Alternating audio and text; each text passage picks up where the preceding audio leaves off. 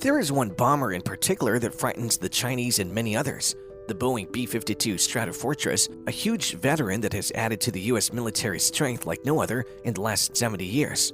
The Boeing B-52 Stratofortress was a long-range heavy bomber designed by the Boeing Company in 1948, first flown in 1952, and delivered to the military in 1955. Though designed to be an atomic bomb carrier capable of reaching the Soviet Union, it has proven adaptable to a variety of tasks with dozens of B-52s still in service in the early 21st century. Subscribe to our channel for more exciting videos. Boeing began research and development immediately after World War II. The B-52's ancestors include the B-17 Flying Fortress and the B-29 Superfortress. The B-29 is the sole bomber capable of carrying nuclear weapons, but the B-52 was mainly developed to serve as a nuclear deterrent. President Trump calls it a super-duper missile. Since the 1950s, B-52 has been used by the United States Air Force, or USAF. The bomber can carry up to 70,000 pounds of weaponry and has an average combat range of 8,800 miles without aerial refueling. It's the plane that the Air Force simply cannot let go of. The Air Force recently agreed to prolong the B-52 service life until the 2040s. At that point, several 52 airframes will be reaching 90 years old, making the bomber significantly older than those piloting them. The B-52 is technologically similar to the preceding B-47 Stratojet strategic bomber. The two planes share the same basic design elements, such as sweeping wings and podded jet engines, and the cabin house the crew ejection mechanisms. The pilots and ECM operator evacuated vertically from the B-52D, while the lower deck crew ejected downwards. Until the B-52G, the gunner had to discard the tail cannon to bail out. Early model B-52 tail gunners were stationed in the typical location in the plane's tail, with both visual and radar gun lane systems. The aircraft features a short, narrow cord rudder, which gives it minimal yaw control authority. Initially, an all-moving vertical stabilizer was planned, but it was scrapped because of concerns about hydraulic actuator reliability. Because the aircraft has 8 engines, asymmetrical thrust caused by an engine failure in flight would be minor and easily corrected with a thin rudder. It would be difficult to find a warplane that has outlasted the B-52 Stratofortress. The B-52, which was developed over 60 years ago as a Cold War weapon, was recently in the news when 3 of the long-range bombers were deployed to Spain and would most likely be flying sorties against ISIS. The B-52 did enter service 70 years ago on April 15, 1952. The bomber entered service in February 1955, replacing the Convair B-36 Peacemaker as the primary heavy bomber in the United States Air Force. Between 1952 and 1962, a total of 744 were built. A unique characteristic of the B-52 landing gear substantially simplifies crosswind landings. The front and rear bogies can be set at up to 20-degree inclination to either side of straightforward. As a result of a crosswind landing, the aircraft can fly directly into the wind while rolling down a runway that's not parallel to the wind.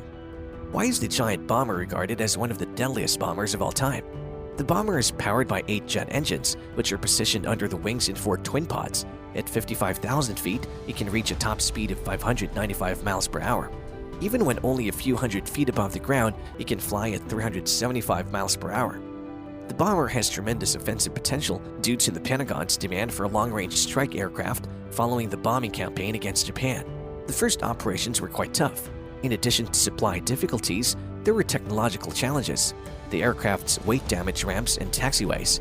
Leaks and freezing were common in the fuel system. The bombing and fire control computers were both unreliable. Temperature management was an issue in the split-level cockpit.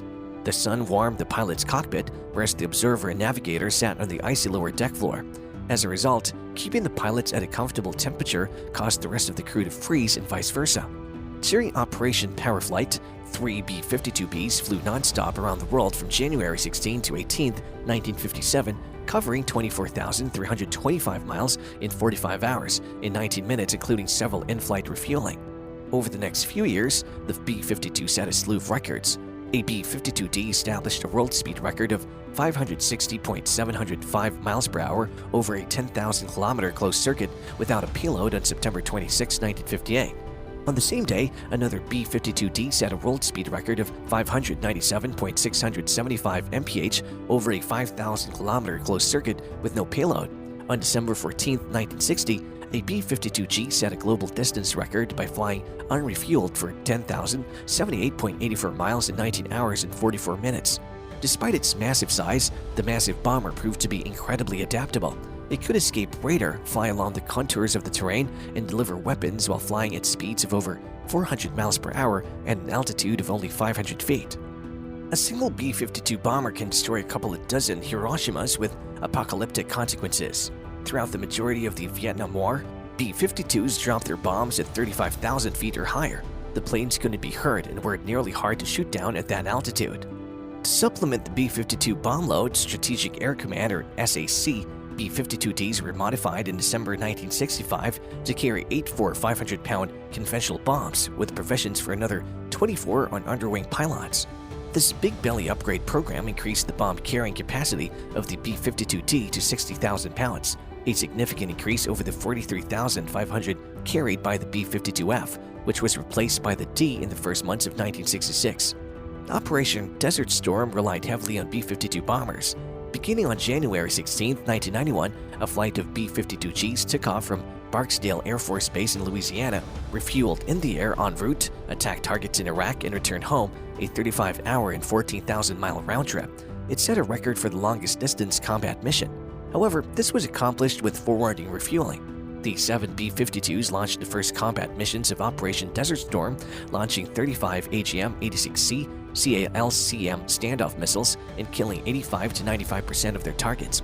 In the early 1980s, the U.S. fleet's maritime strategy planned for the aggressive use of carriers and surface attack groups against the Soviet Navy. Some B-52G bombers were modified to shoot Harpoon anti-ship missiles to help protect carrier combat groups. B-52Hs were modified beginning in the 1980s to carry Harpoons in addition to a variety of cruise missiles, laser and satellite-guided bombs, and unguided ordnance. Crews of the B-52 bombers refined sea-skimming flight profiles that would allow them to breach enemy defenses and attack Soviet ships. Environmental problems are rarely linked to military aircraft performance.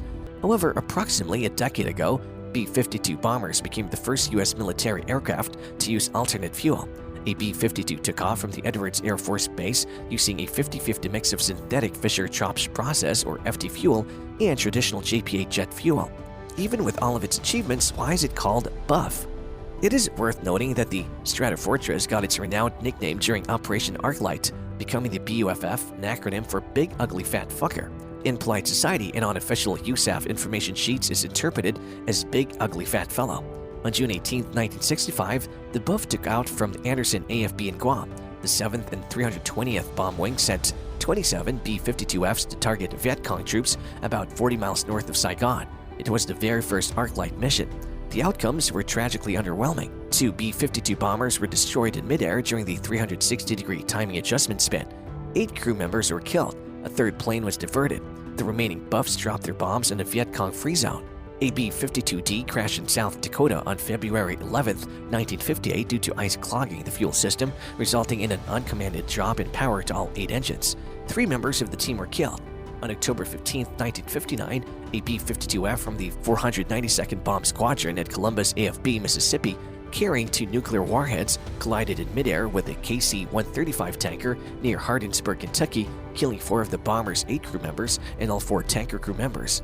Fire damaged one of the nuclear bombs, but both were retrieved. What do you think of B-52? Will you call him Buff? If you liked the video, don't forget to subscribe to our channel.